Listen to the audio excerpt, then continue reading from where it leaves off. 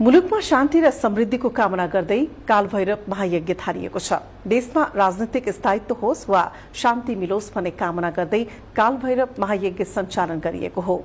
युवा विश्व हिन्दू महासंघ हनुमान ढोकाका अध्यक्ष राजन महर्जनको संयोजकत्वमा मुलुकमा शान्ति र समृद्धि कायम होस् भन्ने कामनाका साथ महायज्ञ गरिएको हो।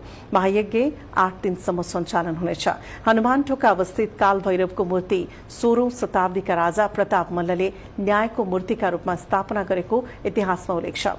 भैरवको हँसिलो अनुहारको स्वरूपको यो एकमात्र मूर्ति हो।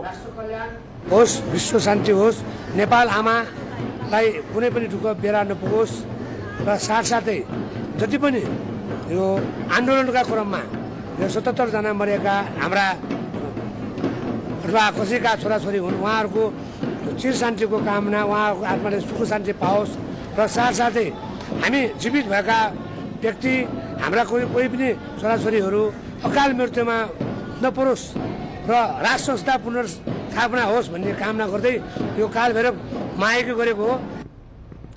कालभैरवको यो मूर्ति शान्ति र न्यायको एकमात्र स्वरूप